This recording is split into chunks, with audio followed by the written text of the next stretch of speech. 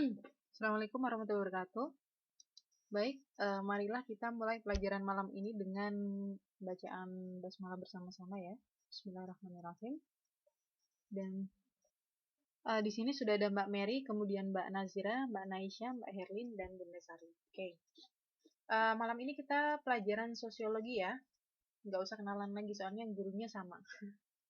Jadi kita ketemu di 3 kelas ya, kelas bahasa Inggris, kelas sosiologi, dan kelas ekonomi. Nah, jangan bosan ya. Ya, selamat malam. Ini banyak chat-chatan nih, banyak chat ya. Saya balesi via oral aja ya. Malam Mbak Mary, Mbak Nazira, Mbak Naisha, Mbak Herlin, dan Bunda Sari. Oke. Malam ini kita pelajaran sosiologi.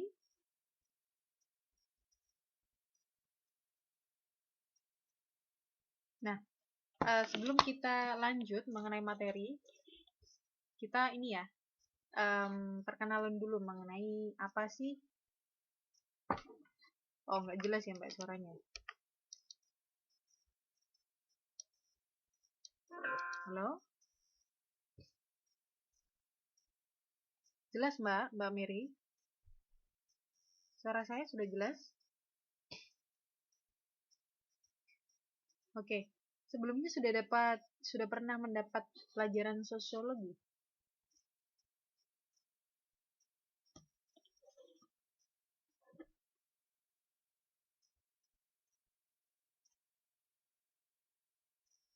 Sudah pernah belum sebelumnya?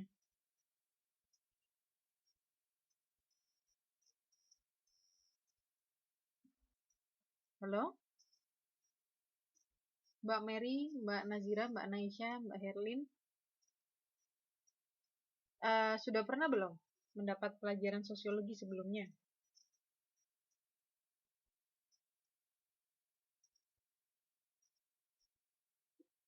Semester sebelumnya sudah pernah ya? Sudah. Oke, jadi sudah pernah ya. Jadi sosiologi itu berasal dari 2 bahasa ya, 2 kata ya. Sosio berasal dari sosial, kemudian logi berasal dari kata logos yang artinya itu ilmu. Jadi sosiologi adalah ilmu yang mempelajari tentang itu. Hubungan sosial manusia. Oke, gitu ya. Jadi berasal dari 2 kata tadi, sosial, logi, logos. Logos itu artinya ilmu. Ilmu yang mempelajari tentang sosial berarti. Nah, ini bab-bab yang akan kita pelajari di semester 5 ini. Yang pertama, bab pertama adalah kita belajar mengenai perubahan sosial di masyarakat. Jadi, apa sih gitu kan ya? Perubahan sosial di masyarakat itu seperti apa, kita akan pelajari di sini.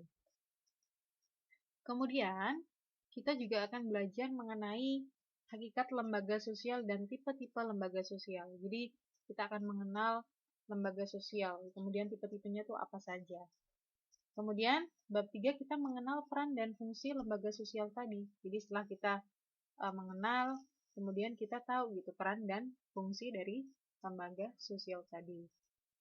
Oke, sudah ada Mbak Ririt masuk ya. Kemarin Mbak Ririt nggak masuk nih. Kemana Mbak Ririt kemarin?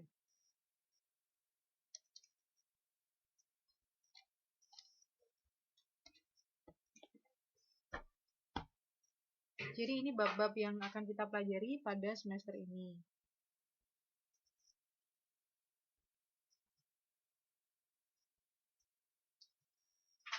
Oke, Mbak Ririt, ya Miss lagi ada masalah jadi nggak konsen. Ya, semoga masalahnya segera selesai ya Mbak ya, biar bisa konsen belajarnya lagi. Oke, sebenarnya saya juga lagi pusing nih, antara pulang dan tidak, soalnya malah curhat nih. Simbah saya yang di Solo sakit, jadi tadi ada kabar kalau misalnya disuruh pulang, tapi ya mohon doanya aja Mbak ya semuanya untuk yang terbaik buat simbah saya. Kita belajar dulu sekarang. Jadi ini ya yang akan kita pelajari di semester ini ya, ada 3 bab ya. Jadi ada 16 pertemuan, dan 16 pertemuan itu termasuk dengan UAS dan UTS. Kapan pulang Miss katanya? Belum tahu Mbak kapan pulangnya. Oke, jadi ini ya, kita pertama akan mempelajari yang pertama adalah proses perubahan sosial. Mbak Darsem ya, selamat malam, langsung bergabung Mbak. Kita sekarang sedang belajar sosiologi ya. Yang pertama adalah kita belajar mengenai proses perubahan sosial. Nah ini,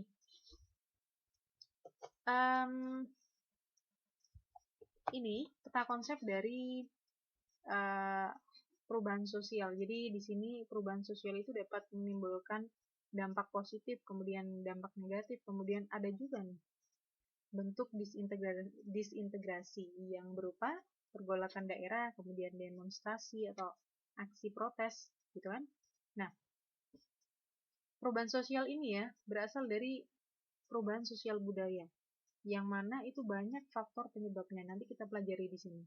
Kemudian kita juga akan mengenal mengenai bentuk-bentuk perubahan apa saja gitu kan. Kemudian kita juga membahas tentang modernisasi, kemudian pembangunan dan kebijakan pemerintah. Yang erat kaitannya dengan industrialisasi dan urbanisasi. Jadi ini akan kita pelajari di proses perubahan sosial. Oke, lebih detailnya kita buka slide selanjutnya. Nah, di sini sudah ada 7 siswa ya, Mbak Mary, Mbak Najira, Mbak Naisha, Mbak Herlin, Mbak Bunasari, Mbak Riris, Mbak Darsem. Oke, semuanya jelas ya suara saya ya?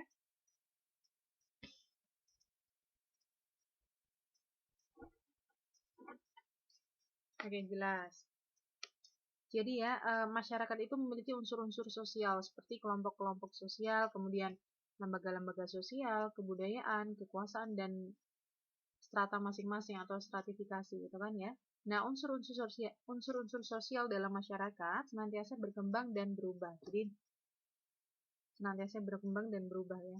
Nah, masing-masing unsur tersebut sifat dan perkembangannya itu berbeda-beda. Kenapa? Karena mengalami perubahan akibat pengaruh lingkungan. Jadi lingkungan itu sangat mempengaruhi gitu perubahan-perubahan pada masyarakat, perubahan sosial. Nah, dinamika ini terjadi karena manusia itu sebagai makhluk sosial saling berinteraksi, ya, saling berinteraksi antara individu yang satu dengan individu yang lainnya. Nah, interaksi tersebut akan menimbulkan perubahan sosial budaya. Nah, perubahan sosial budaya dalam masyarakat tadi ya berjalan terus-menerus. Perubahan dan perkembangan sosial budaya antar kelompok masyarakat itu berbeda-beda. Ada kelompok masyarakat, kemudian keadaan sosial dan budayanya itu yang berkembang sangat cepat gitu. Sementara ada kelompok lain yang berkembangnya itu lebih lambat. Nah, perubahan sosial budaya masyarakat terbelakang di daerah pedalaman yang mengalami perubahan budaya lambat itu disebut dengan statis. Sedangkan masyarakat modern yang biasanya disebut masyarakat perkotaan mengalami perubahan budaya cepat yang disebut dinamis. Jadi masing-masing daerah atau masing-masing kelompok ya, masing-masing daerah itu memiliki ciri khas masing-masing gitu. Kalau misalnya di daerah perkotaan dia tuh cenderung cepat. Ya, perubahan budayanya dia cenderung cepat atau dikatakan dinamis. Berbeda dengan di kelompok atau masyarakat di pedalaman atau pedesaan. Dia perkembangan budayanya itu perubahan budayanya itu cenderung lambat atau kita sebut dengan statis. Nah, faktor-faktor penyebab terjadinya perubahan sosial budaya itu meliputi ada faktor dari luar dan ada faktor dari dalam. Nah, di sini kita akan belajar mengenai proses perubahan sosial. Nah, ini ada beberapa pendapat dari para ahli ya, beberapa definisi perubahan sosial. Yang pertama adalah menurut Kingsley Davis, yang menyatakan bahwa perubahan sosial sebagai perubahan-perubahan yang terjadi dalam struktur dan fungsi masyarakat. Jadi Kingsley Davis ini mengartikan atau mendeskripsikan perubahan sosial itu sebagai perubahan-perubahan yang terjadi dalam struktur dan fungsi masyarakat. Jadi meliputi struktur dan fungsi dalam masyarakat. Kemudian yang kedua, menurut Gillin ya, mengatakan bahwa yang disebut perubahan sosial adalah suatu variasi dari cara-cara hidup yang telah diterima, baik karena perubahan kondisi geografis, kebudayaan material, komposisi penduduk, ideologi maupun karena adanya difusi ataupun penemuan-penemuan baru dalam masyarakat. Ada yang tahu nggak maksud dari difusi ini apa? Difusi apa? Ada yang tahu?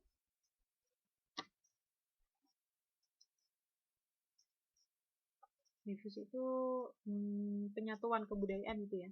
Bertemunya dua kebudayaan, kemudian ya mereka bertemu bersatu, itu namanya difusi.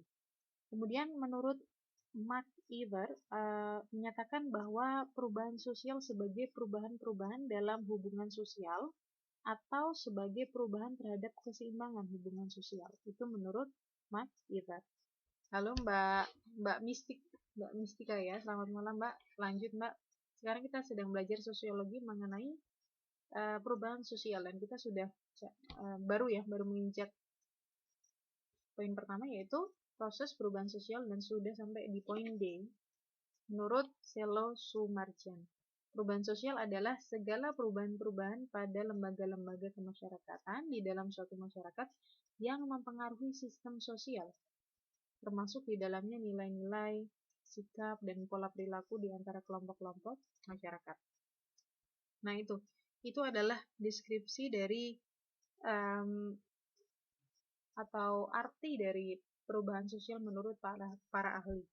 Nah, kalau disimpulkan apa sih ini perubahan sosial itu maksudnya apa gitu kan ya? Dari semua pendapat ini kalau disimpulkan seperti apa gitu. Nah, ini perubahan sosial atau social change itu ya, dari pengertian-pengertian tersebut yang sudah disebutkan oleh 4 pakar tadi ya, bahwa dalam perubahan sosial itu yang berubah itu ada dua. Yang pertama adalah struktur dan fungsi sosial. Jadi ini yang perlu kita underline, kita garis bawahi, kita bold di sini ya, bahwa dalam perubahan sosial itu ada dua yang berubah, yaitu struktur dan fungsi sosial dalam masyarakat.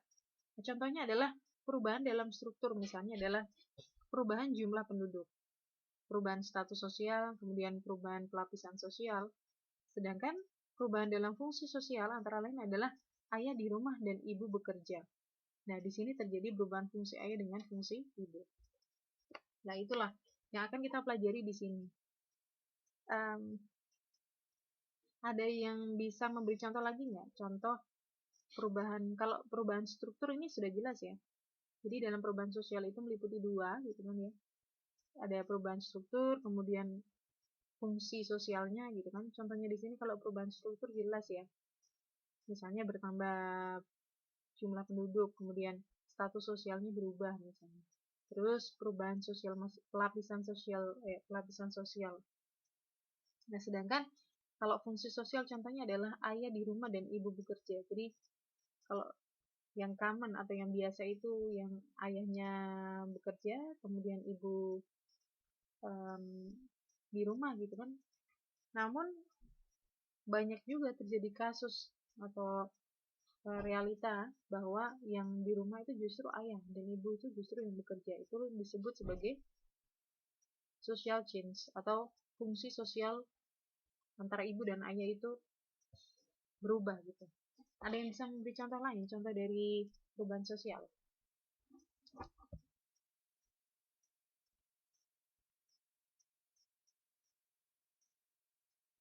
Halo? Contohnya apa misalnya?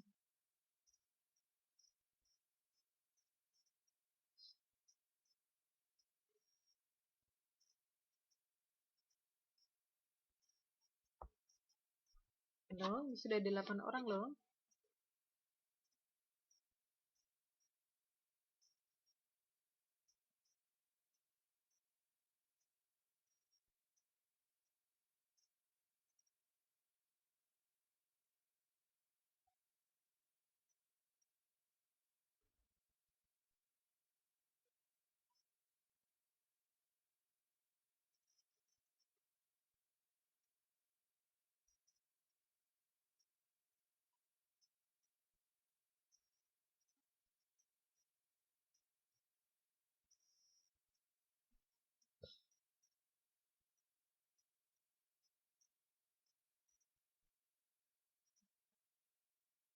Halo. Oke. Kok pada diem ini ada Orangnya nggak ini? Pada mendengarkan nggak ya?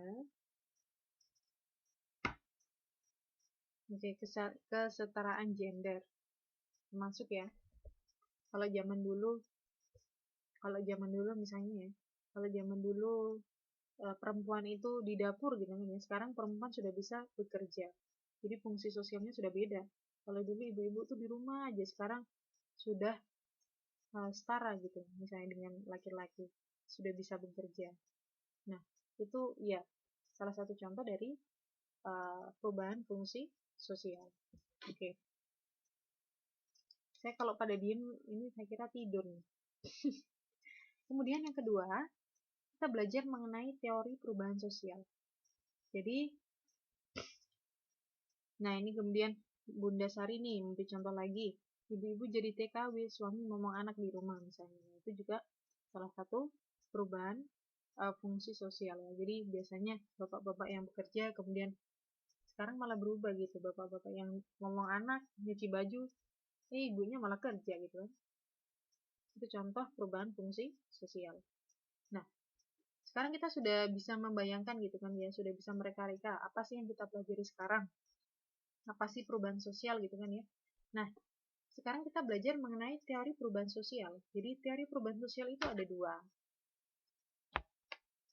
Yang pertama adalah teori siklus. Jadi di sini ya kita bisa lihat di teori siklus itu dibedakan menjadi ini, ada modern, tradisional, kemudian primitif. Nah, arah perubahan dalam pola siklus dan spiral ya. Nah, di dalam perubahan ini tidak ada batas yang jelas antara pola hidup tradisional dan modern. Jadi, teori siklus itu menyatakan bahwa di dalam perubahan sosial itu tidak ada batas yang jelas antara pola hidup tradisional dan pola modern. Dan arah perubahan dalam pola siklus dan spiral. Jadi arah perubahannya itu dalam pola siklus dan spiral dan tidak ada batas yang jelas gitu antara pola hidup tradisional, modern dan primitif. Nah, pada teori siklus ini menjelaskan bahwa perubahan sosial itu bersifat siklus, ya, bersifat siklus ya.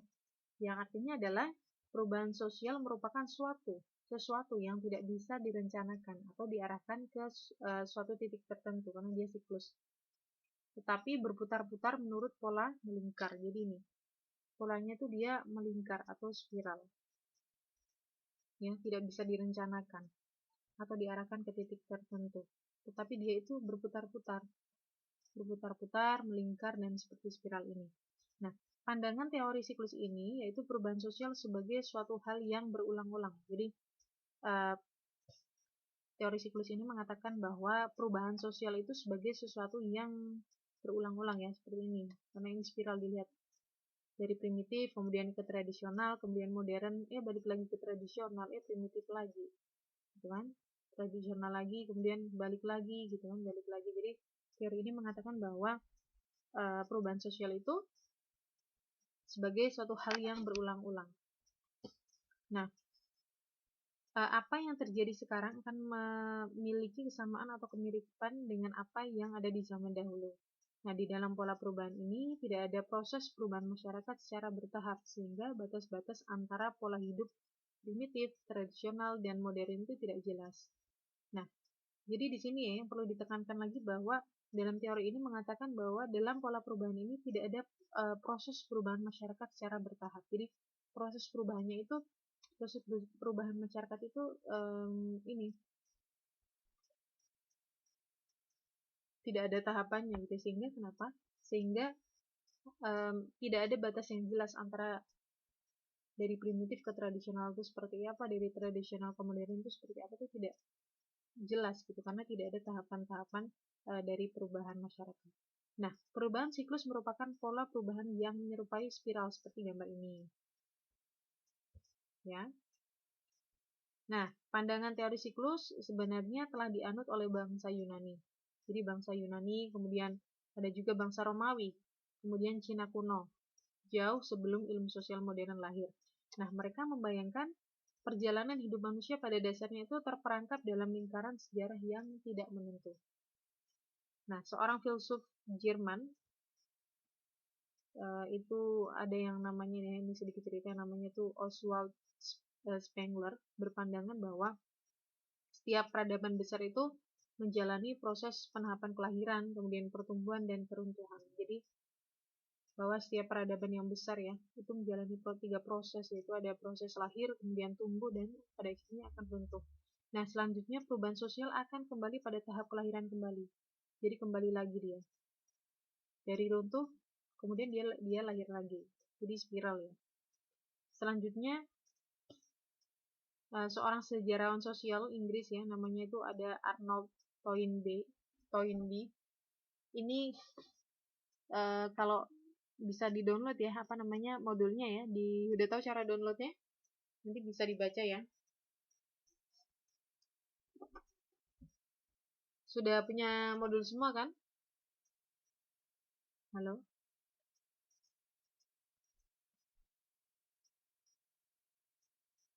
Oke, sudah punya modul semua ya. Nah, ini ada lagi nih, seorang sejarawan sosial. Namanya itu ada yang namanya Arnold Toynbee, yang berpendapat bahwa sejarah peradaban adalah rangkaian siklus kemunduran dan pertumbuhan. Jadi siklus lagi. Jadi kemunduran, kemudian balik lagi tumbuh. Nah, akan tetapi masing-masing peradaban memiliki kemampuan meminjam kebudayaan lain dan belajar dari kesalahannya untuk mencapai tingkat peradaban yang tinggi. Contoh yang bisa kita lihat adalah kemajuan teknologi ya di suatu masyarakat itu umumnya terjadi karena proses belajar dari kebudayaan lain. Jadi salah satu contohnya adalah kemajuan teknologi di suatu masyarakat itu umumnya terjadi karena proses belajar dari kebudayaan lain. Misalnya adalah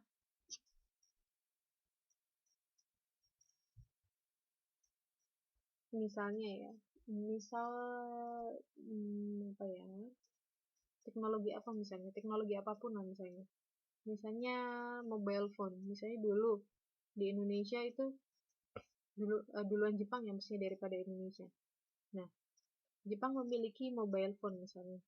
Nah, karena Indonesia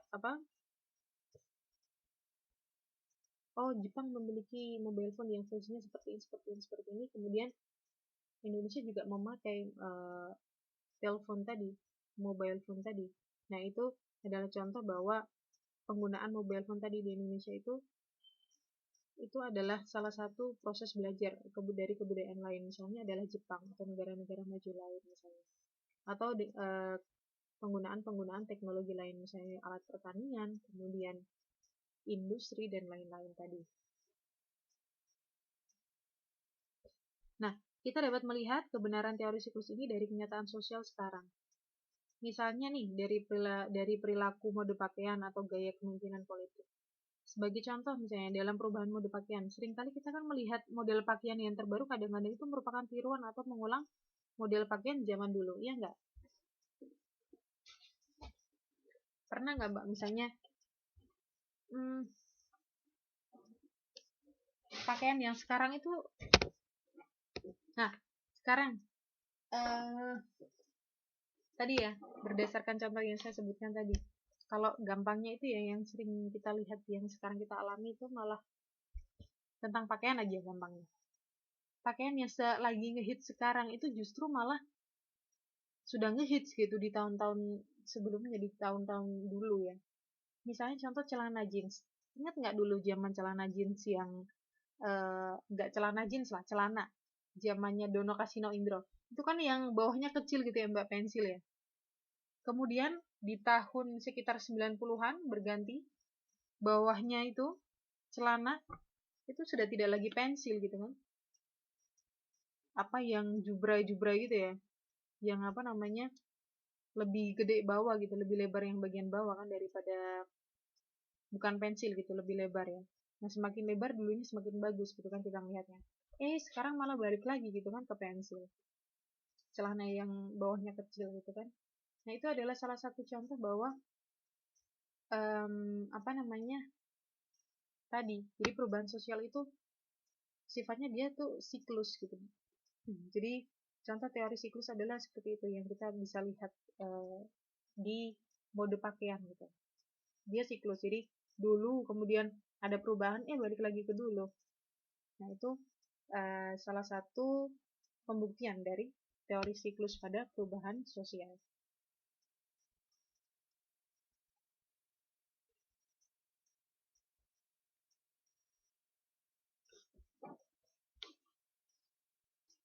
Oke, masalah teori siklus ini sudah jelas, Mbak?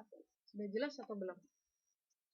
Atau mungkin ada yang bisa memberi contoh misalnya mengenai teori siklus. Yang jelas itu adalah pakaian tadi ya. Ada yang bisa memberi contoh lagi misalnya fakta dari teori siklus.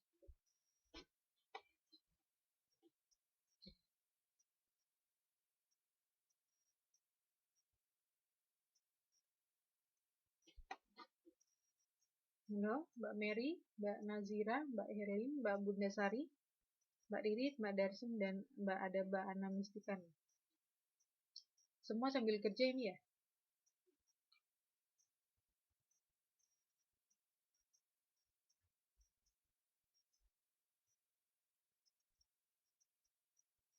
Halo?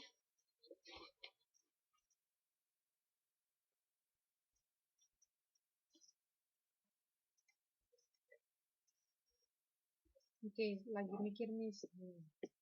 Jadi contoh teori siklus tadi lagi mikir ya. Contohnya adalah pakaian tadi. Terus apa lagi ya?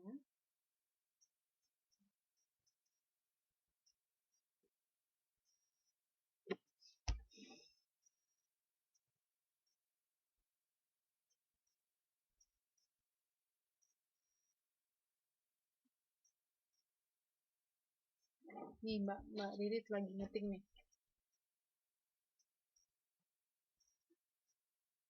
Oke, udah beres kerjaan saya nih. Oke, Mbak Herlin. Udah beres ya, sekarang bisa konsen ya berarti ya. Oke, sambil mikir teori siklus contohnya apa, kita lanjut ke teori selanjutnya. Nah, teori kedua adalah teori tentang perubahan sosial yang kedua adalah teori perkembangan atau teori linier ya. Jadi dia berupa garis karena linier, garis linier, pola linier ya. Jadi di sini kita bisa lihat primitif, kemudian ke tradisional, kemudian ke modern gitu kan ya. Nah, perubahan sosial menurut pola linier seperti ini. Nah, masyarakat berkembang dari semula, dari primitif ke tradisional menjadi modern. Nah, menurut teori ini ya, mengatakan bahwa perubahan sosial itu bersifat linier atau berkembang menuju ke suatu titik tujuan tertentu. Jadi ada bottomnya, kemudian ada topnya, ya. Ada dasarnya, ada dari bawah, kemudian ada kemudian ke atas gitu, jelas itu step-stepnya. Berbeda dengan teori siklus tadi, yang itu tuh muter-muter aja nggak jelas ke arahnya mana gitu kan, nanti balik lagi dari lahir, tumbuh, kemudian runtuh, balik lagi, lahir lagi gitu. Nah, di teori perkembangan atau teori linear ini jelas gitu ke titik mana perkembangannya, perubahannya. Jadi ada bottom dan ada topnya. Nah, pengaruh teori ini percaya bahwa perubahan sosial itu bisa direncanakan atau diarahkan ke suatu titik atau tujuan tertentu. Nah, masyarakat berkembang dari tradisional ya, menuju ke masyarakat kompleks modern. Nah, bentuk perubahan sosial menurut teori ini dapat dilihat di gambar ini. Nah, pandangan tentang teori linier dikembangkan oleh para ahli sosial ya, sejak abad keberapa? Sejak abad 18 ternyata, sudah lama. Nah, bersamaan dengan munculnya zaman pencerahan di Eropa yang beringinan masyarakat lebih maju, teori linier dapat dibagi menjadi dua, yaitu ada teori evolusi dan teori revolusi. Ini kok nggak saya apa tuh? Jadi teori linier itu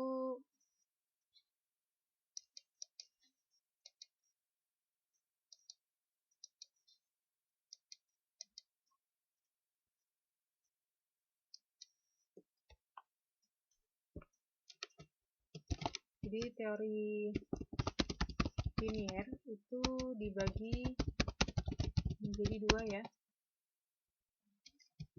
Yang pertama adalah teori evolusi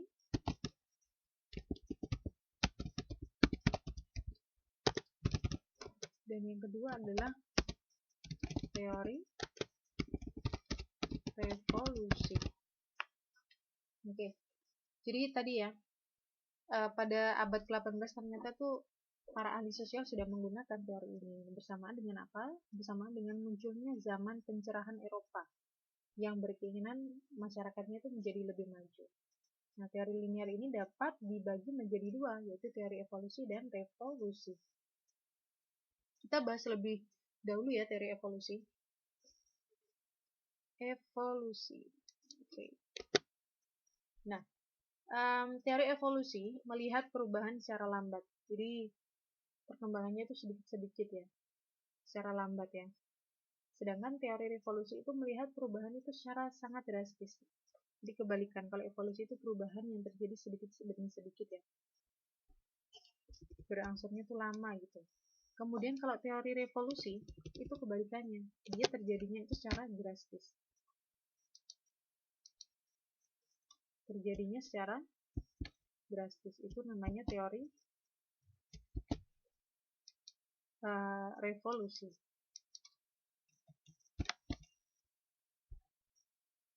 Oke, menurut evolusi bahwa masyarakat secara bertahap berkembang dari primitif, kemudian tradisional, dan bersaja menuju masyarakat yang modern.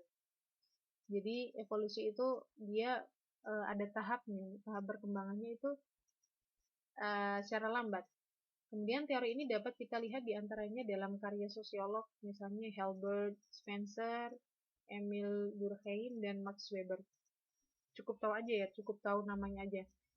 Mungkin kita jarang membaca-baca buku sosiolog, tapi kita cukup tahu aja nama-nama ini ada. Bahwa teori evolusi dalam teori linier perubahan sosial itu kita bisa tahu ya, diantaranya dalam karya sosiolog Herbert Spencer, kemudian Emil Durkheim, dan Max Weber. Nah, Herbert Spencer adalah seorang sosiolog dari Inggris. Berpendapat bahwa setiap masyarakat itu berkembang melalui tahapan yang pasti, jadi ada tahapannya. Kemudian Herbert Spencer juga mengembangkan teori evolusi Darwin untuk diterapkan dalam kehidupan sosial. Jadi kita tidak perlu membahas lebih detail ya mengenai ini. Cukup tahu aja, cukup yang penting pernah dengar aja. Nah, menurut Spencer, orang-orang yang cakap akan memenangkan perjuangan hidup, sedangkan orang-orang yang lemah akan tersisih, sehingga masyarakat yang akan datang hanya diisi oleh manusia-manusia yang tangguh atau survive, yang memenangkan perjuangan hidup. Jadi, Spencer ini ya, dia berpendapat bahwa hanya orang-orang yang kuat aja yang bisa survive atau yang bisa mengisi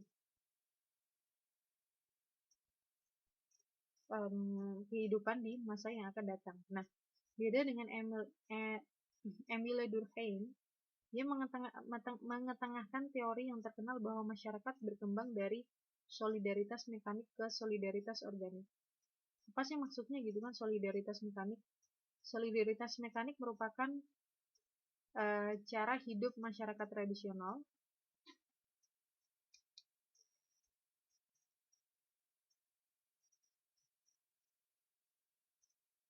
yang di dalamnya cenderung terdapat keseragaman sosial yang diikat oleh ide bersama. Jadi kalau namanya juga solid.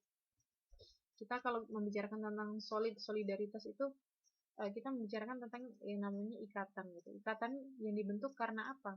Karena tadi kalau solidaritas mekanik itu merupakan cara hidup masyarakat tradisional yang di dalamnya cenderung terdapat keseragaman sosial yang diikat oleh ide bersama. Jadi masyarakat tradisional yang di dalamnya itu terdapat keseragaman sosial, kesamaan sosial yang diikat oleh ide bersama. Sebaliknya dengan solidaritas organik, merupakan cara hidup masyarakat lebih maju yang berakar pada perbedaan daripada persamaan. Jadi kalau solidaritas mekanik itu dia dari masyarakat tradisional ya, yang di dalamnya itu cenderung terdapat keseragaman sosial. Kemudian kalau yang teori solidaritas organik itu dia berasal dari masyarakat yang lebih maju dan solidnya itu justru bukan karena persamaan, namun karena perbedaan. Nah, masyarakat terbagi-bagi secara beragam atau terjadi proses yang namanya itu diferensiasi kerja atau perbedaan kerja. Nah, ini kita juga bisa belajar mengenai teori revolusioner. Selanjutnya kita sudah tadi ya belajar mengenai teori evolusi yang telah dikemukakan oleh Herbert Spencer, kemudian Emil Durkheim gitu kan ya. Selanjutnya kita belajar mengenai teori revolusi, yang mana perubahan itu dikatakan atau ditemukan itu bukan secara bertahap atau pelan-pelan ya, atau slow gitu kan. Kalau teori revolusi dia mengatakan bahwa perubahan itu terjadi secara drastis. Nah, yang terkenal di sini pada teori revolusi adalah Karl Marx, ya, yang mengatakan bahwa atau melihat masyarakat itu berubah secara linier, ya, berubah secara linier, kemudian namun bersifat revolusioner. Nah, semula masyarakat itu bercorak feodal, lalu berubah secara revolusioner menjadi masyarakat yang kapitalis. Kemudian berubah menjadi masyarakat sosial komunis sebagai puncak perkembangan sosial. Nah, Max Weber, ahli-ahli sosiolog lainnya, berpendapat bahwa masyarakat itu berubah secara linier dan masyarakat yang diliputi oleh pemikiran mistik menuju masyarakat yang rasional. Itu kalau Max Weber, dia berpendapat bahwa tadi ya, masyarakat itu dulunya itu berpikirnya mistik gitu. Kalau sekarang manusia dikatakan lebih rasional. Nah, terjadi perubahan dari masyarakat tradisional yang berorientasi pada tradisi turun-temurun menuju masyarakat modern yang rasional. Oke, intinya ketika kita belajar mengenai teori perkembangan atau teori linier itu, kita mengenal mengenai dua teori, yaitu teori evolusi dan teori revolusi. Kalau teori evolusi itu mengatakan bahwa perubahan itu terjadinya secara sedikit demi sedikit gitu, tahapannya perlahan. Kemudian kalau teori revolusi itu dikatakan bahwa perkembangan itu, perubahan sosial itu terjadi secara drastis. Nah, berbeda dengan teori sebelumnya atau teori siklus. Kalau di teori siklus dia tahapannya itu tidak jelas gitu, antara dari primitif ke tradisional ke modern itu dia tidak jelas karena sifatnya itu siklus ya. Berbeda dengan teori siklus tadi. Kalau di teori linear ini tujuannya itu jelas dan bisa diarahkan, ya, namanya perubahan itu bisa diarahkan. Jadi ada titik-titik tertentu yang merupakan batasan atau tahapan di mana sih, sampai mana sih gitu kan masyarakat dikatakan primitif, dikatakan tradisional, dan dikatakan modern. Jadi tahapannya itu jelas. Itu bedanya antara teori siklus dengan teori linear. Nah, setelah kita mengetahui mengenai dua teori ya, mengenai perubahan sosial, yaitu teori siklus dan teori linear, selanjutnya kita mengenal beberapa bentuk perubahan. Nah, perubahan itu ada beberapa bentuknya gitu kan ya. Nah, tentu ketika kita membicarakan tentang bentuk-bentuk perubahan ini, perubahan mengenai apa? Perubahan mengenai sosial dan budaya. Yang pertama, perubahan kecil, yaitu perubahan yang terjadi pada unsur-unsur struktur sosial yang tidak membawa pengaruh langsung bagi masyarakat. Jadi, di sini perkembangannya itu, kalau perubahan kecil itu hanya pada unsur-unsur struktur sosial ya, bukan fungsinya, tapi unsurnya aja, unsur struktur sosial. Tadi kan kalau perubahan sosial itu ada dua ya, meliputi dua ya, meliputi struktur dan fungsi sosial gitu kan. Nah, kalau perubahan kecil dia tidak sampai pada fungsi sosialnya, namun hanya pada surface ya, pada unsur-unsur struktur sosialnya saja, dan tidak membawa pengaruh langsung bagi masyarakat. Ada yang bisa memberi contoh nggak? Contoh perubahan kecil. Di sini sudah ada gambar nih.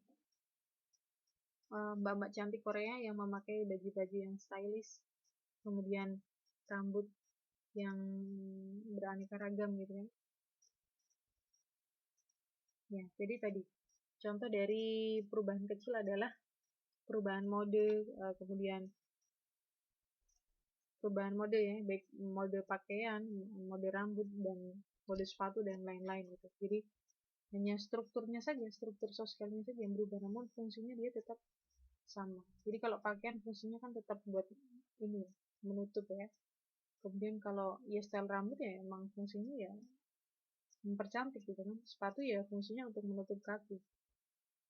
Ya, jadi hanya strukturnya saja yang berubah, namun fungsinya dia tetap tidak sepatu yang tadinya buat kaki terus jadi tangan, enggak. Jadi kalau perubahan kecil itu tadi. Jadi perubahan yang terjadi hanya pada unsurnya, unsur sosial, namun fungsinya dia tetap. Dan tidak membawa pengaruh langsung bagi masyarakat. Oke, jelas ya mengenai perubahan kecil ya. Ada pertanyaan?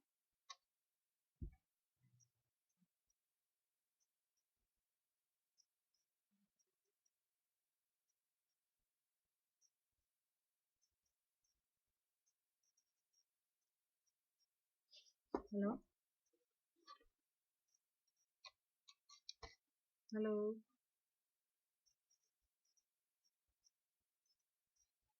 Ya, oke. Kalau nggak ada pertanyaan, kita lanjut ya ke perubahan besar.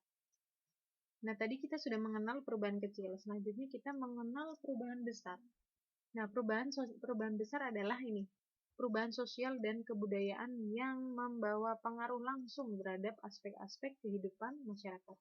Contohnya adalah di sini, modernisasi, kemudian industrialisasi, liberalisasi, dan globalisasi.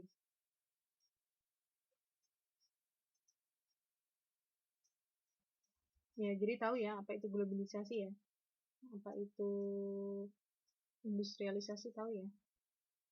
Jadi itulah contoh dari perubahan besar.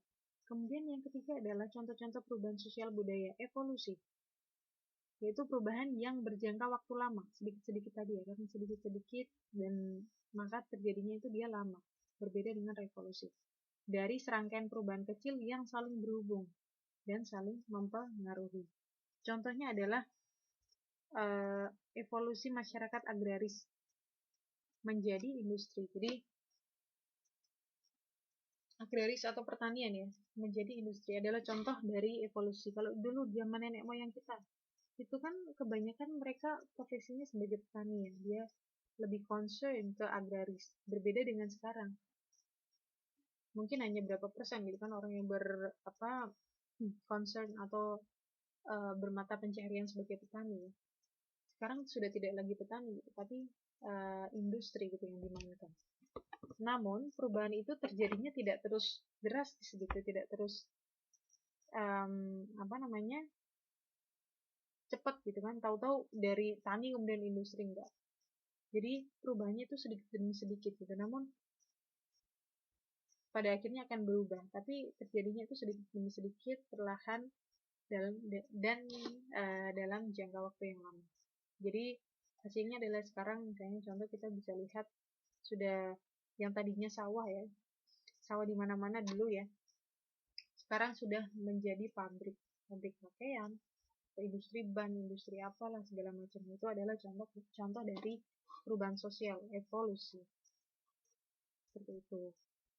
Selanjutnya adalah revolusi, yaitu perubahan yang berlangsung secara cepat atau drastis tadi ya, dari serangkaian perubahan yang menyangkut sendi-sendi pokok kehidupan masyarakat. Contohnya adalah revolusi industri di Inggris. Ya, jadi itu berlangsungnya cepat. Oke, langsung aja ya. Langsung kita belajar mengenai perubahan yang dikehendaki.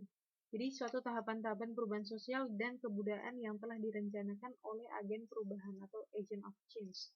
Contohnya adalah pembangunan rumah sakit, kemudian apalagi ya contohnya, pembangunan, contohnya apa ya, contoh perubahan yang dikehendaki misalnya. Itu tahapan-tahapan perubahan sosial yang dan kebudayaan yang telah direncanakan oleh agen perubahan atau agent of change. Contohnya adalah pembangunan rumah sakit, kemudian pembangunan pasar misalnya yang lebih yang lebih rapi misalnya, itu contoh adalah perubahan yang dikehendaki. Kemudian yang ketiga, yang selanjutnya yang terakhir nih, perubahan yang tidak dikehendaki. Ternyata ada loh perubahan yang tidak dikehendaki. Nah, yaitu suatu dampak dari perubahan sosial dan kebudayaan yang telah direncanakan. Misalnya contoh, salah satu perubahan yang dikehendaki adalah misalnya pemerintah itu membangun, layarnya diperbesar kayaknya nggak bisa deh Mbak.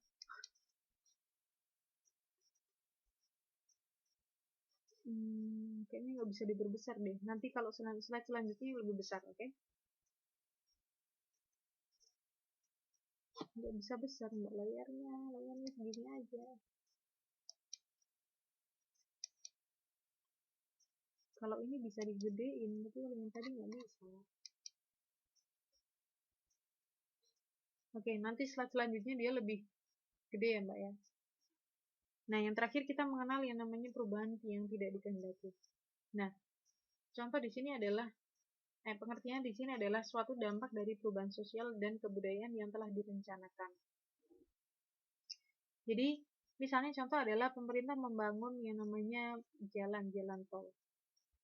Itu adalah perubahan yang dikehendaki ya, agar transportasi itu berlangsung lebih nyaman, kemudian lebih cepat, mengurangi macet gitu kan ya. Nah, namun dari perubahan yang dikehendaki tadi ada dampaknya gitu, ada dampak sosial dan budayanya. Ada dampaknya, dampak negatif.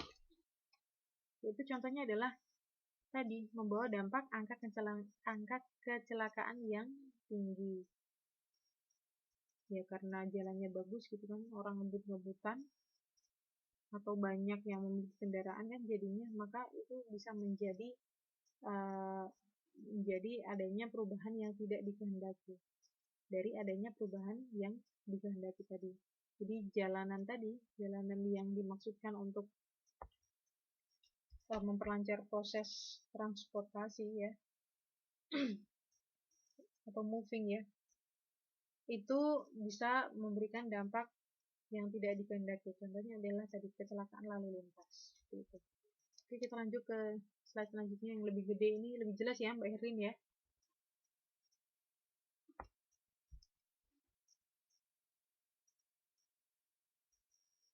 Halo Mbak Herlin, jelas nggak Mbak?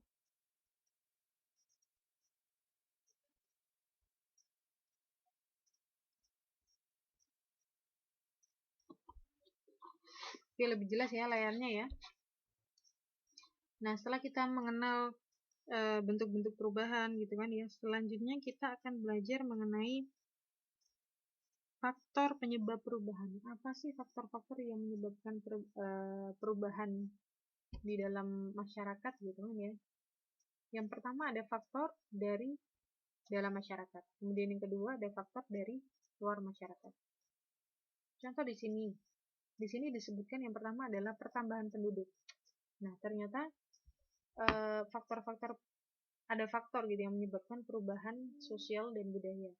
Yang pertama adalah faktor dari masyarakat. Contohnya adalah pertambahan penduduk. Kalau pertambahan penduduk ya. Jadi pertambahan penduduk itu menyebabkan perubahan dalam pola tempat tinggal, kemudian yang semula terpusat pada lingkungan kerabat misalnya, berubah terpencar yang berorientasi pada pekerjaan.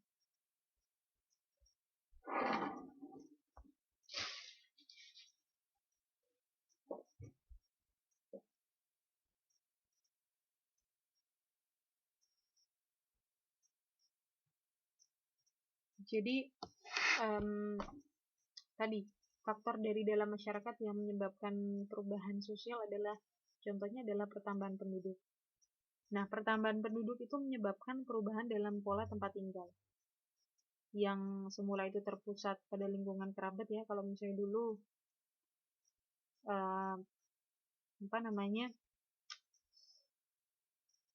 banyak gitu kan ya, banyak masyarakat atau keluarga yang ya memang yang tinggal di situ ya keluarganya gitu, penduduk kita ya hidupnya di sebelahnya tante kita, di sebelahnya bude kita gitu kan ya.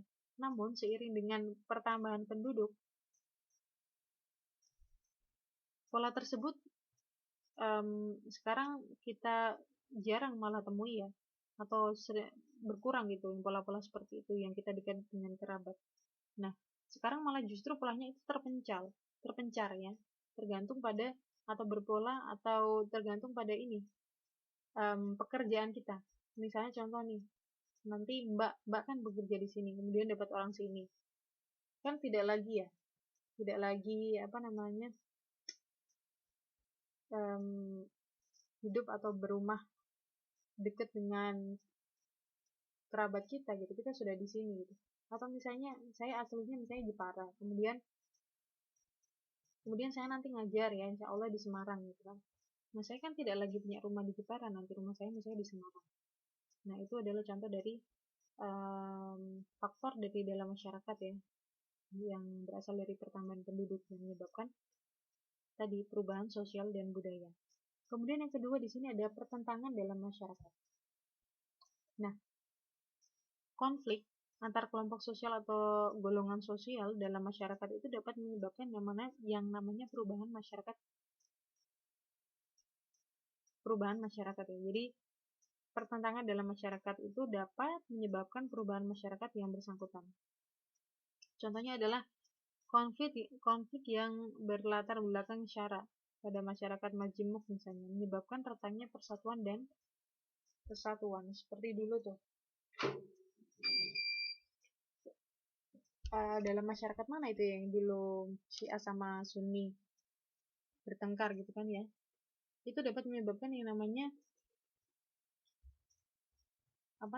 masyarakat atau orang-orang di dalam daerah tersebut itu retak gitu persatuan dan kesatuannya, sehingga nanti timbul yang namanya perubahan sosial dan budaya. Itu adalah contoh kalau pertentangan dalam masyarakat itu dapat menyebabkan perubahan sosial dan budaya.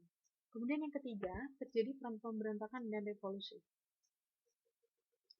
Nah, pemberontakan atau revolusi yang menyebabkan perubahan peta politik dalam kehidupan berbangsa dan bernegara. Contohnya di sini ya, ketika kita membicarakan tentang pemberontakan, kita pasti ingat gitu tentang pemberontakan G30 SPKI ya, yang terjadi pada tahun berapa tuh G30 SPKI itu? Tahun 1965 ya, yang mana pada waktu itu membawa perubahan dalam sistem politik Indonesia dan dilarangnya ajaran komunis di Indonesia. Nah itu, dulu ada komunis kemudian sekarang tidak ada gitu kan ya. Nah, yaitu contoh dari pemberontakan atau revolusi itu dapat merubah yang namanya sosial dan budaya di dalam masyarakat di suatu negara. Kemudian yang keempat, selain bertambahnya penduduk, ternyata berkurangnya penduduk pun bisa menyebabkan namanya perubahan sosial. Contohnya adalah perpindahan penduduk dari desa ke kota ya, atau yang disebut urbanisasi. Itu dapat menyebabkan sulitnya mendapatkan tenaga muda di desa. Jadi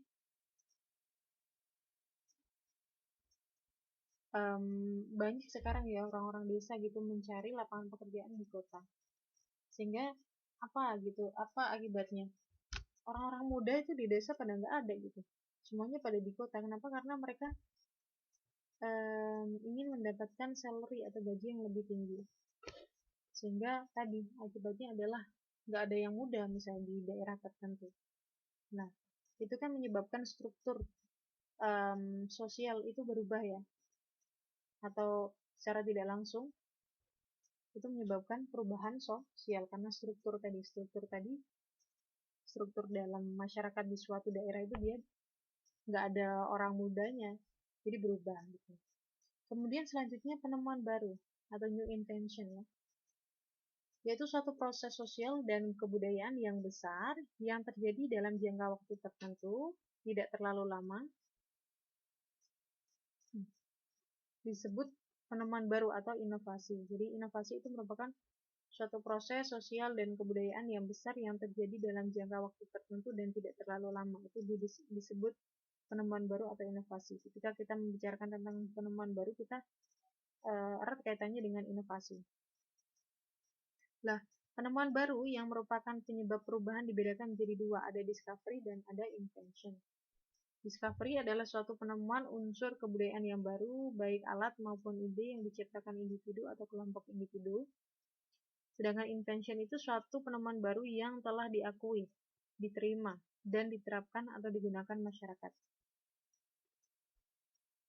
Nah, ada yang bisa memberi contoh nggak? Penemuan baru itu bisa mengubah loh, bisa mengubah atau bisa menyebabkan perubahan sosial dan budaya.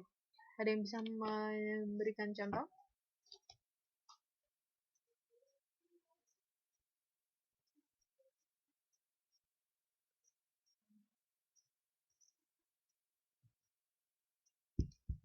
Penemuan baru misalnya, ada penemuan baru dan itu bisa menyebabkan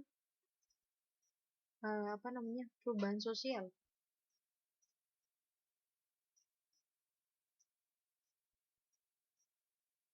dan budaya dalam masyarakat.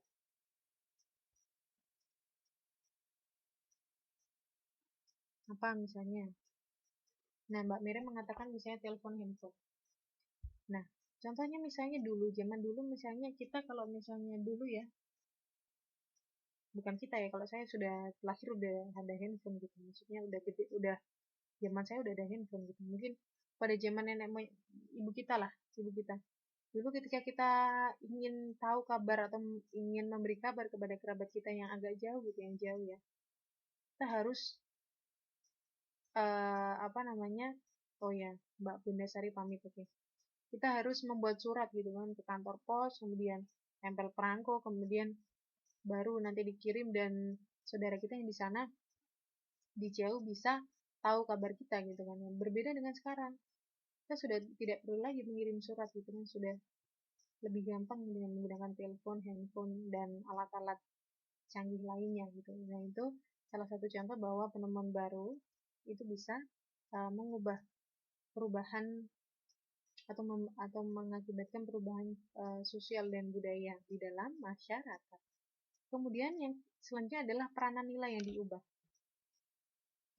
Nah, nilai yang diubah membawa perubahan dalam masyarakat. Misalnya adalah pembudayaan NKKBS. Ada yang tahu nggak NKKBS? Yang itu loh, yang norma keluarga kecil bahagia sejahtera. Yang mana bahwa pemerintah menyarankan setiap keluarga itu cukup 2 anak aja gitu. Nah, hal ini kan bisa program ini tuh bisa menyebabkan yang mana kalau dulu zaman dulu orang-orang Indonesia tuh punya anak kan 6 gitu kan, 7 banyak-banyak gitu kan. Sekarang mungkin sudah jarang kita temui orang atau keluarga atau pasangan yang memiliki anak banyak gitu, paling 2, 3, 4 lah. Nggak kayak dulu ya, nenek moyang kita, kakek nenek kita ya, ibu kita lah. Ibu saya nggak, ibu saya cuma 2. Kakek kita lah, anaknya sampai 7 gitu kan, sampai 6. Namun sekarang sudah tidak lagi gitu, kita menemui keluarga dengan anak yang terlalu banyak. Paling 2, 3 ya, yaitu salah satu dari peranan nilai yang diubah. Jadi pemerintah menerapkan tadi atau memberikan pembudayaan baru ya, yang namanya itu NKKBS atau norma keluarga kecil bahagia sejahtera. Itu cukup 2 anak aja gitu kan, sehingga sekarang masyarakat Indonesia itu anaknya nggak banyak-banyak gitu, 2, 3 aja. Nah, selanjutnya adalah peranan tokoh karismatik. Nah, tokoh karismatik membawa pengaruh dalam perubahan masyarakat. Misalnya siapa? Yang paling gampang adalah pengaruh Nabi Muhammad SAW terhadap umat Islam di seluruh dunia. Jadi, peranan tokoh karismatik adalah contoh misalnya tadi Nabi Muhammad ya. Nabi Muhammad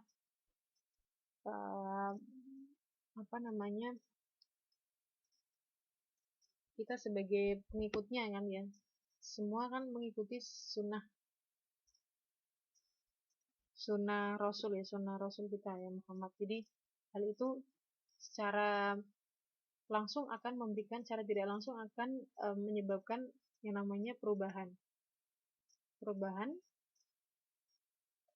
pada sosial dan budaya kita dalam bermasyarakat. Contohnya apa ya? Contohnya banyak sekali ya. ketika kita membicarakan tentang tadi misalnya tokoh karismatik kemudian Nabi Muhammad ya, kita bisa melihat perbedaan budaya kita antara yang kita lakukan sebagai seorang muslim dengan yang bukan muslim gitu kan. Kita nggak makan babi gitu, mereka makan, kemudian kita menutup aurat, mereka tidak gitu kan, dan lain-lain. Kita membaca Al-Quran, mereka enggak gitu kan, kita wudhu, mereka enggak. Jadi banyak contohnya adalah seperti itu. Kemudian yang kedua, ada faktor dari luar masyarakat ternyata yang dapat memberikan atau yang dapat menyebabkan perubahan sosial. Yaitu pertama adalah pengaruh lingkungan alam. Nah, alam fisik yang subur dan tandus membawa pengaruh berbeda dalam tingkat kemakmuran masyarakat. Jelas ya. Contohnya adalah pengaruh pembangunan Waduk Gajah Mungkur yang ada di mana? Di Wonogiri ya. Terhadap masyarakat tani di Sukoharjo dibandingkan sebelum dan sesudah dibangun waduk. Itu adalah contoh pengaruh lingkungan alam. Kemudian yang kedua, ada pengaruh kebudayaan masyarakat lain. Nah, kontak kebudayaan antar masyarakat akan menyebabkan pengaruh positif, namun juga bisa memberikan pengaruh negatif. Contohnya adalah kontak kebudayaan Indonesia dengan kebudayaan Barat atau Western. Nah, pengaruh positifnya itu berupa transformasi iptek ya, ilmu pengetahuan dan teknologi. Sedangkan pengaruh negatifnya adalah sikap westernis sekelompok masyarakat Indonesia. Jadi gaya pakaian kita gitu kan, gaya pakaian sebagian masyarakat ya, itu ke westernan, ke barat-baratan. Yang tadinya itu kita sopan gitu, yang tadinya mereka sopan, namun karena ke barat-baratan ya, kalau orang barat suka buka-bukaan jadi terbuka gitu kan, ya itu adalah contoh, misalnya contoh pengaruh negatif dari pengaruh kebudayaan masyarakat lain yang bersifat negatif ya.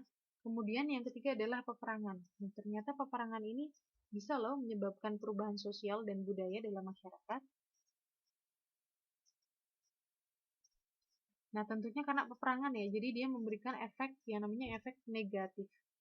Ya, contohnya adalah perang Afghanistan yang membawa derita berkepanjangan masyarakat atau perang-perang yang lain lah. Ya, itu adalah contoh dari faktor dari luar masyarakat yang dapat menyebabkan perubahan sosial dan budaya.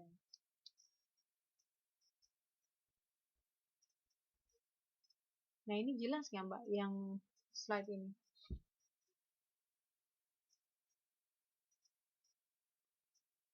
Faktor-faktor pendorong dan penghambat perubahan.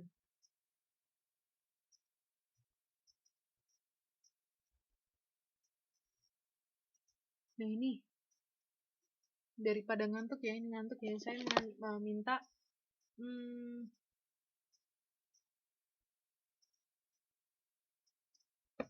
salah satu membaca faktor pendorong perubahan dan satunya lagi membaca faktor penghambat perubahan. Ada yang mau baca nggak? Jadi perubahan itu ya, perubahan sosial dan budaya itu bisa terdorong dan bisa juga terhambat. Nah, apa sih yang dapat mendorong perubahan? Apa sih yang dapat menghambat perubahan? Kita nanti belajar ini. Siapa sekarang yang mau baca? Biar nggak ngantuk nih. Saya sosiologi 3 aja nih, Mbak. Halo?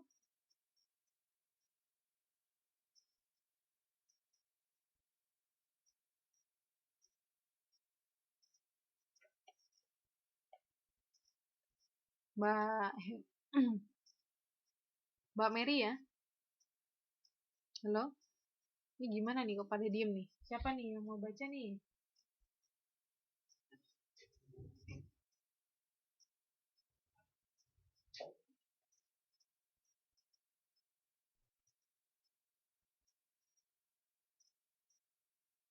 Halo, tes-tes. Siapa yang mau membaca? Oke, Mbak Ririt ya, baca ya. Siap, Mbak? Faktor pendorong perubahan.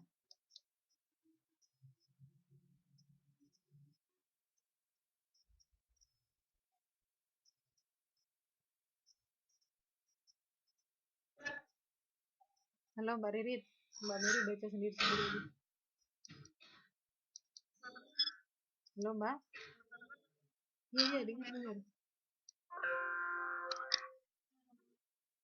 Oke Mbak, baca faktor pendorong perubahan. Halo? Iya, Mbak Riri baca faktor pendorong perubahan ya. Yang 1, 2, 3 ini sampai 9 ini, oke?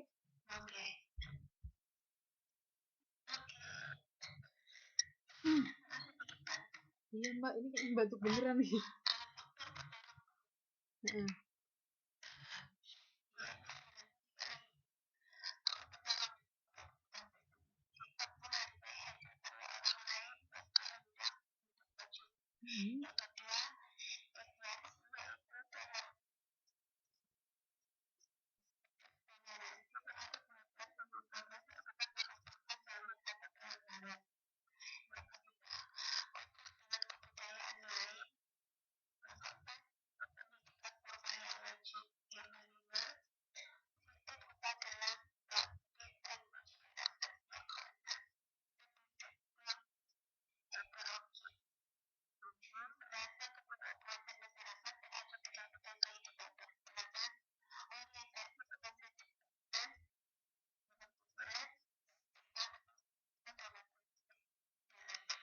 Oke, terima kasih Mbak Riri ya.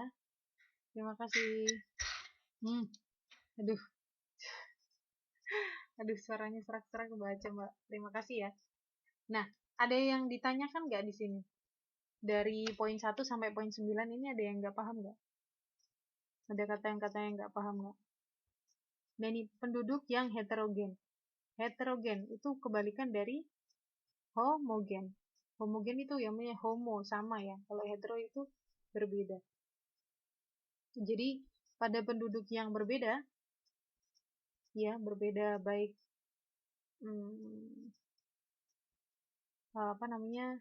keadaan sosial ataupun gaya busana dan macam-macam itu ya, hetero ya,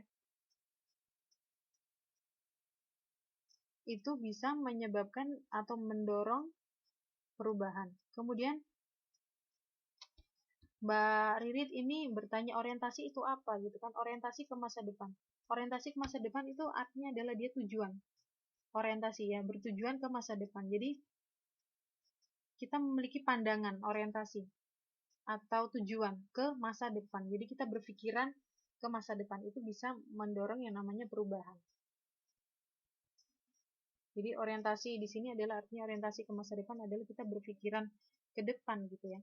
Kita bertujuan ke depan gitu. Itu yang maksud di sini adalah seperti itu.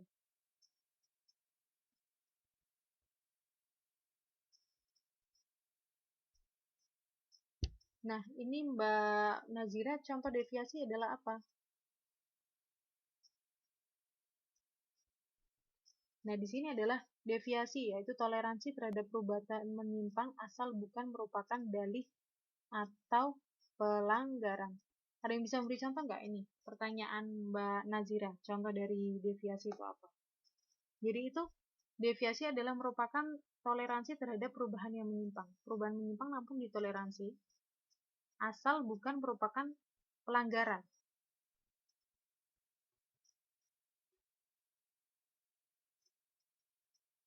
Contohnya apa, ayo?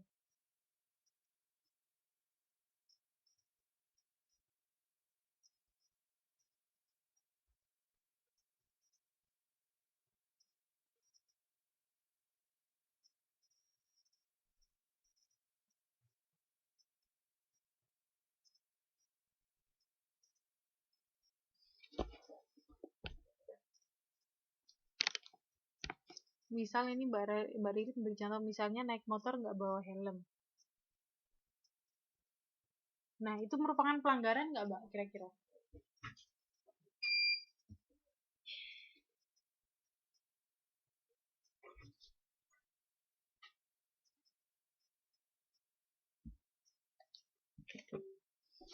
Naik motor nggak bawa helm, itu bisa ditoleransi nggak ya kira-kira?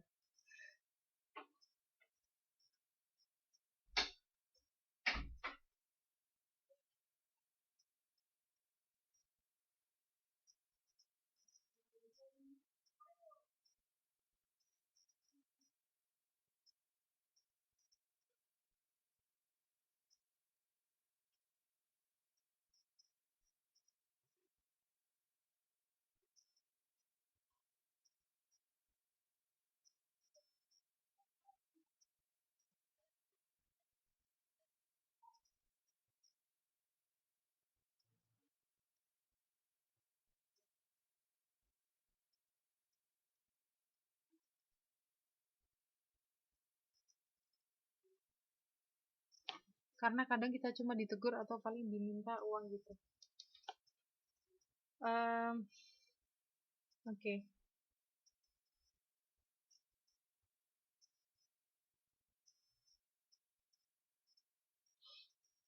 Jadi ketika kita membicarakan tentang deviasi gitu kan ya, itu sangat riskan ya, karena kita membicarakan tentang perbuatan yang menyimpang, namun ada toleransi gitu.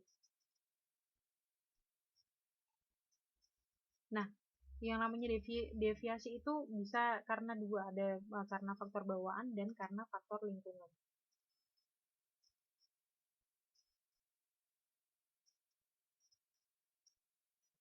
Nah, kadang-kadang orang-orang yang melakukan atau kenapa kok deviasi itu dia kita toleransi gitu kan ya, karena seseorang yang melakukan itu kerap kali itu tidak bisa membedakan gitu, tidak bisa membedakan antara hal yang pantas dan tidak pantas. Kenapa? Karena tadi bisa karena bawaan, kemudian bisa juga karena faktor lingkungan. Misalnya adalah karena seseorang atau tumbuh dalam keadaan yang broken home gitu ya. Apabila kedua orang tuanya tidak bisa mendidik anaknya dengan sempurna, maka anak itu tidak akan mengetahui hak dan kewajibannya sebagai anggota keluarga. Misalnya adalah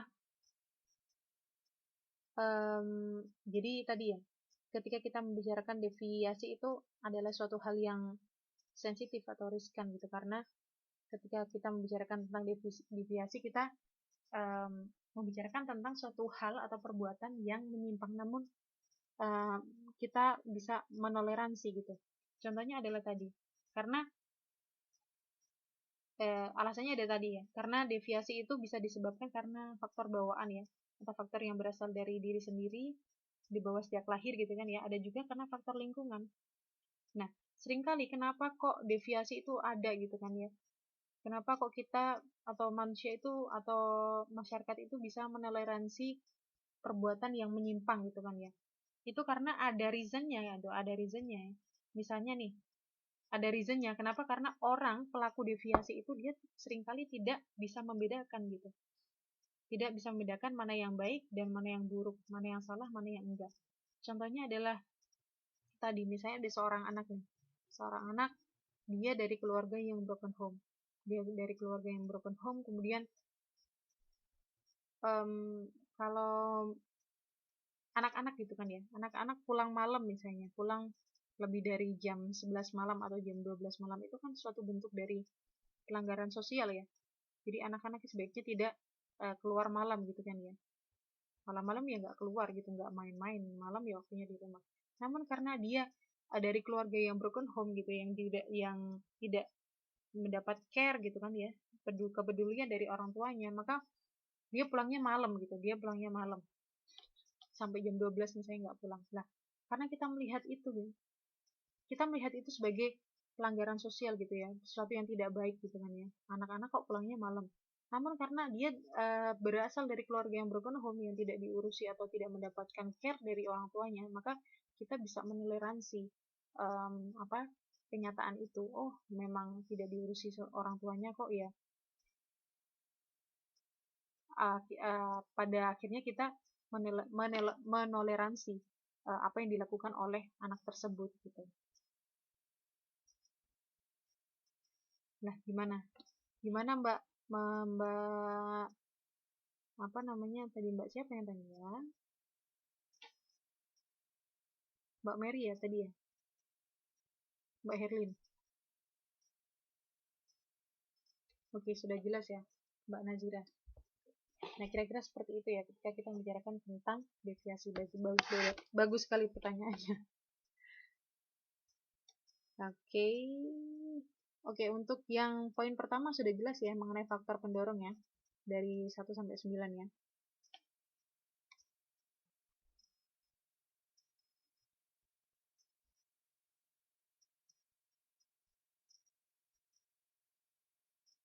Kemudian ini ada contoh lagi, misalnya operasi ganti jenis kelamin. Bisa jadi karena tadi ya kita menoleransi itu karena kita intinya ada reasonnya tadi ya, kenapa kok kita bisa menoleransi gitu. Oke, terima kasih Mbak Nazira yang atas pertanyaannya. Kemudian yang kedua di sini ada faktor penghambat perubahan. Saya baca aja ya. Yang pertama ada rasa takut akan terjadi kegoyahan dan mempengaruhi integrasi kebudayaan.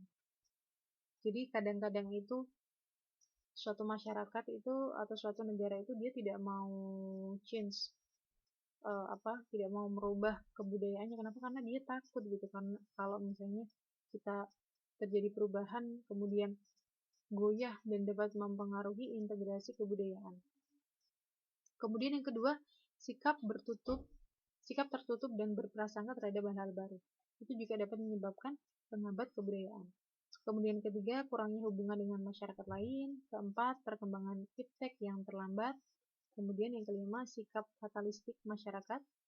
Kemudian keenam adalah vested interested atau adanya kepentingan individual yang tertanam kuat pada diri agen perubahan atau agent of change tadi. Kemudian hambatan-hambatan yang bersifat ideologis dan hambatan dari faktor adat atau kebiasaan dan sikap pesimis dalam hidup. Oke, ada yang ditanyakan di sini, poin yang mana yang belum jelas dari faktor-faktor penghambat perubahan?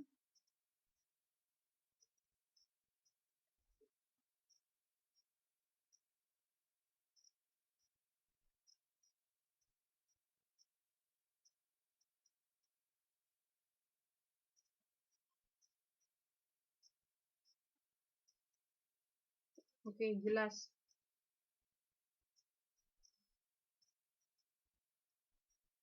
Nah, kalau jelas sikap fatalistik itu apa, Mbak? Ada yang tahu nggak?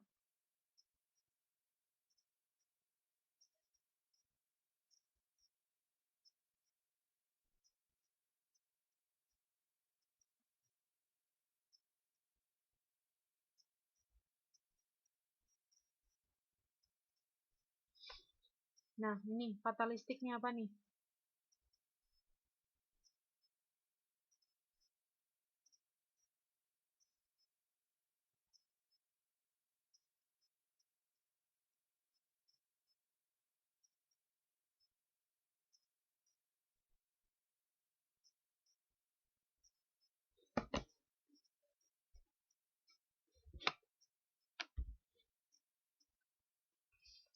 Nah, oke.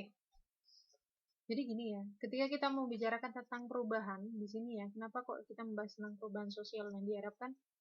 Ya, perubahan itu ya, ketika suatu negara atau suatu masyarakat, suatu kelompok ya, suatu tim itu berubah itu ya berubah ke arah yang positif gitu ya, bukan ke arah yang negatif.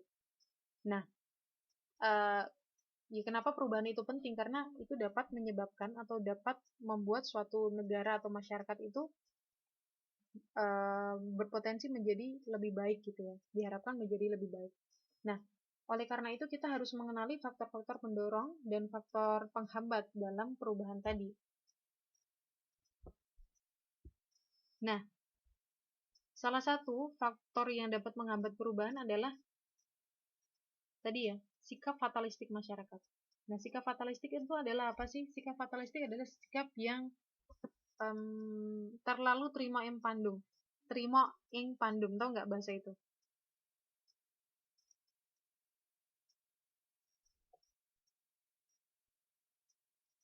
Jadi paham ini adalah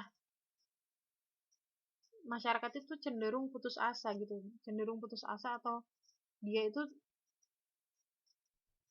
apa ya, terlalu menerima nasib gitu dan tidak ingin untuk merubahnya. Ya udah deh, aku gini ya gini aja deh, nggak apa namanya, kayaknya aku nggak bisa deh kayak gitu deh, pasrah lah kayak gitu, benar-benar pasrah, nggak bisa deh kayak gini deh, nggak bisa deh kayak gitu deh lah. Itu adalah yang namanya sikap fatalistik. Jadi sikap fatalistik adalah atau fatalisme ya, itu sangat berbahaya bagi perkembangan suatu bangsa karena tadi dia cenderung pasrah gitu, cenderung menyerah dulu sebelum berperang. Jadi ya sikap seperti ini ya, kalau sikap masyarakat yang seperti ini itu dapat menghambat perubahan dapat menghambat perubahan sosial dalam masyarakat ya. Seperti itu. Itulah yang disebut dengan sikap fatalistik. Oke, kalau yang ini ya, penghambat perubahan sudah jelas ya. Pendorong sudah jelas, penghambat sudah jelas. Kemudian kita masuk ke poin selanjutnya, yaitu perubahan sosial terhadap kehidupan.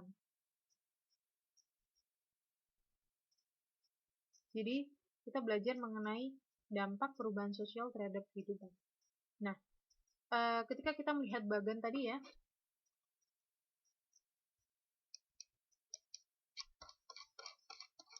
di sini kita melihat perubahan sosial ya, dia bisa berdampak positif, berdampak negatif, bentuk disintegrasinya seperti apa gitu kan ya. Nah, kita di sini bahas lebih detail mengenai perubahan sosial terhadap kehidupan. Nah, di sini itu berdampak pada ketiga lini ini ya, proses disintegrasi sebagai akibat perubahan sosial, kemudian bentuk-bentuk disintegrasinya itu seperti apa, kemudian proses perubahan sosial dan akomodasi baru.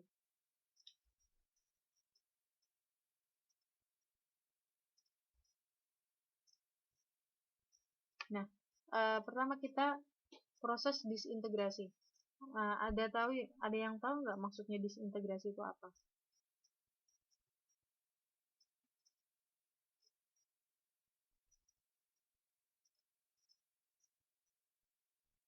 Proses disintegrasi. Ada yang tahu disintegrasi itu apa?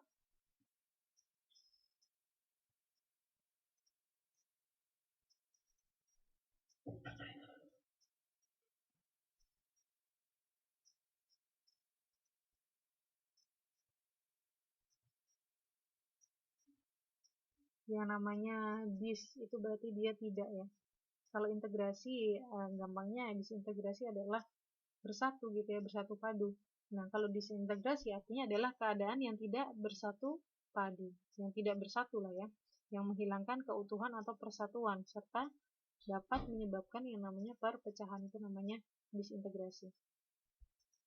Jadi, atau sama juga artinya sama itu ya, proses disintegrasi sebagai akibat perubahan sosial. Itu dapat menyebabkan yang namanya, dapat menyebabkan atau berakibat positif dan negatif. Nah, akibat positifnya adalah terjadi apabila ini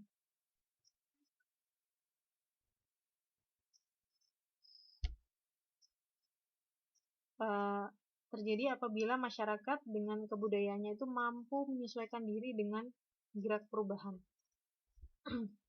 Jadi, disintegrasi sebagai akibat perubahan sosial itu dapat berakibat positif apabila masyarakat itu mampu ya melakukan judgement atau menyesuaikan diri dengan keadaan atau dengan gerak perubahan.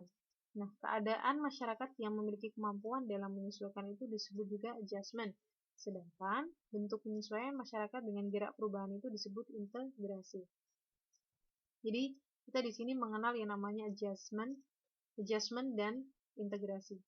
Ya, kalau adjustment itu keadaan masyarakat yang memiliki kemampuan dalam penyesuaian, kemudian kalau integrasi itu adalah bentuk penyesuaian masyarakat dengan gerak perubahan, itu disebut dengan integrasi. Nah, disintegrasi sebagai akibat perubahan sosial itu dapat juga berakibat negatif. Jadi akan berakibat negatif apabila terjadi masyarakat dengan kebudayaan yang tidak mampu menyesuaikan diri dengan gerak perubahan. Nah, ketidakmampuan masyarakat dalam menyesuaikan diri dengan perubahan itu disebut apa? Maladjustment.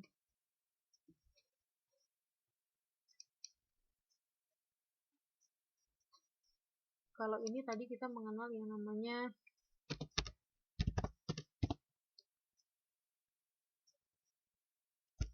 adjustment ya,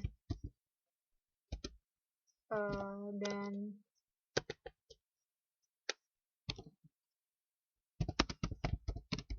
integrasi.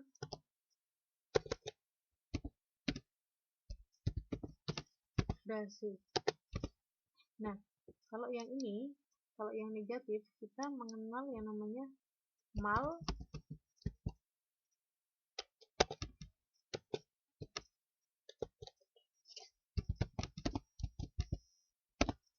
maladjustment.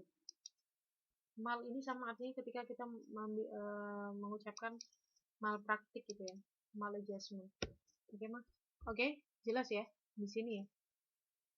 Jadi contohnya adalah di sini eh, sebagian pengunjuk rasa itu merusak pagar pembatas jalan tol ya, atau gedung-gedung MPR DPR gitu kan di Jakarta pada saat terjadinya unjuk rasa.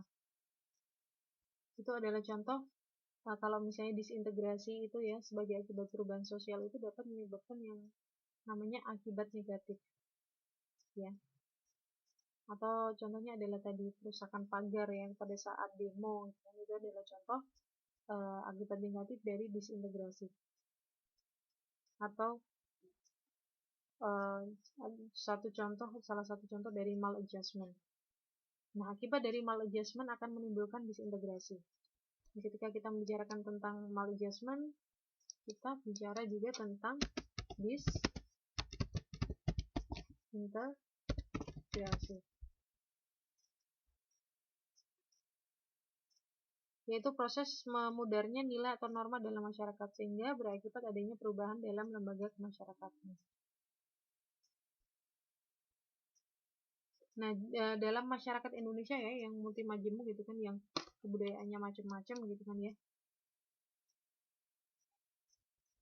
dan sangat majemuk juga daya tahan atau kemampuan masyarakat dalam menghadapi perubahan gitu kan. Mereka yang siap menghadapi perubahan akan tetap survive ya, tetap hidup ya dalam gerak perubahan, sedangkan yang tidak siap itu tidak mampu akan terbawa arus gelombang perubahan. Seperti itu. Nah, disintegrasi terjadi apabila masyarakat sebagai agen perubahan atau agent of change itu tidak mampu menyesuaikan atau mensosialisasikan diri dengan nilai-nilai baru yang berkembang dalam masyarakat. Itu sebab dari disintegrasi. Nah, gejala-gejalanya dapat diamati dari contoh misalnya nilai dan norma tidak berfungsi lagi ya di masyarakat. Kemudian lembaga-lembaga masyarakat tidak berfungsi sesuai dengan peranannya. Ini kalau membicarakan tentang ini berat ya.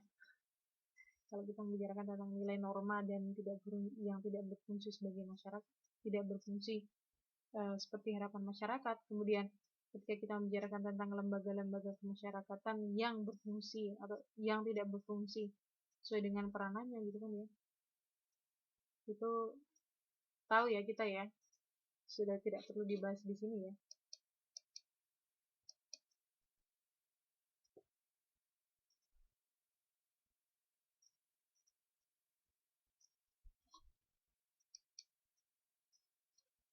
Oke, selanjutnya kita mengenal bentuk-bentuk disintegrasi, yaitu ada pergolakan daerah, kemudian demonstrasi, aksi protes, kriminalitas, dan kenakalan anak remaja. Ini adalah contoh-contoh bentuk disintegrasi ya, yang mana disintegrasi itu penyebabnya adalah tidak mampu menyesuaikan dengan atau tidak bisa menerima adanya perubahan-perubahan, yang tidak bisa menyesuaikan atau tidak bisa melakukan adjustment. Ini bentuk-bentuk disintegrasi ya. Bentuk-bentuk disintegrasi karena maladjustment tadi. Itu contohnya adalah pergolakan daerah, kemudian demonstrasi, aksi protes, kriminalitas, dan kenakalan anak remaja. Kemudian yang ketiga kita belajar juga mengenai proses perubahan sosial dan akomodasi baru. Nah ini nih, di sini ketika kita belajar mengenai proses perubahan sosial dan akomodasi baru, kita mengenal dulu apa sih proses perubahan sosial gitu kan.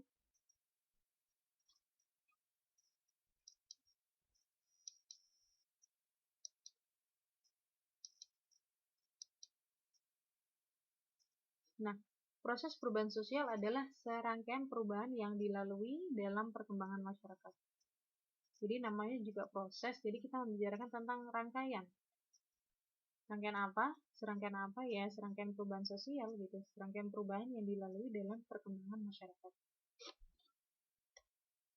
Kemudian kita membicarakan juga tentang akomodasi baru, yaitu merupakan serangkaian perubahan yang dilalui oleh masyarakat dalam melakukan penyesuaian-penyesuaian. Jadi kita membicarakan tentang prosesnya, kemudian kita membicarakan tentang penyesuaian-penyesuaiannya, membicarakan tentang adjustment-nya. Nah, kesimpulannya adalah proses perubahan sosial dan akomodasi baru artinya adalah proses perubahan sosial dan bagaimana sih cara menyesuaikannya gitu kan. Nah, ketika kita membicarakan tentang ini, tentang perubahan gitu kan ya, dan penyesuaian itu ada dua, yaitu tentang individual proses dan kolektif proses. Jadi kalau di individual proses itu serangkaian perubahan dan penyesuaian sosial seorang individu terhadap penemuan baru atau nilai-nilai baru. Oh iya Mbak, pamit Mbak. Oke, tinggal ini materinya ini terakhir. Kemudian yang kedua kita membicarakan tentang koleksi proses. Yaitu serangkaian perubahan dan penyesuaian sosial sekelompok masyarakat terhadap penemuan baru atau nilai-nilai baru. Jadi kalau individual ya individu, kalau kolektif berarti bareng-bareng ya.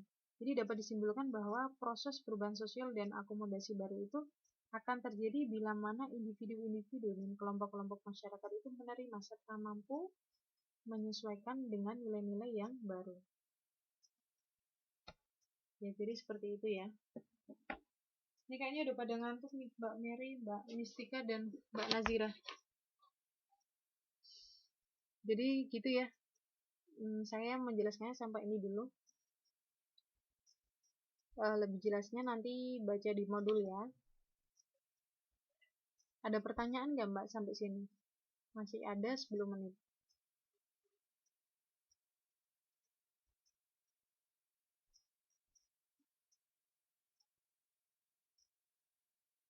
Gimana Mbak?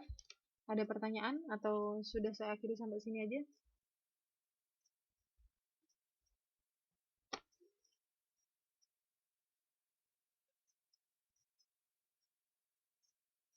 Oke, cukup jelas ya. Masih ada 9 menit. Ini saya tutup aja ya.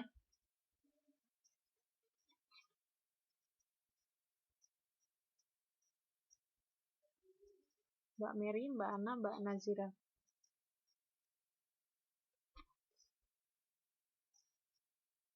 Oke, terima kasih untuk kedatangannya malam ini. Mohon maaf ya, kalau sosiologi emang pelajarannya kayak gini nih. Ngebosenin nih, agak ngebosenin nih. Jadi karena kita belajar sesuatu yang sering kita temui gitu kan ya. Jadi semoga apa yang kita pelajari malam ini bermanfaat ya bagi kita ya. Dapat memberikan efek positif ke kita ya, karena kita belajar ilmu sosial di sini. Jadi terima kasih untuk kedatangannya malam ini. Mohon maaf apabila banyak kesalahan dan kekurangan. Jadi kekurangan hanya milik saya, kelebihan hanya Allah yang memiliki. Terima kasih, selamat istirahat, dan wassalamualaikum warahmatullahi wabarakatuh. Sampai jumpa di pertemuan selanjutnya ya bahasa Inggris. Bye-bye.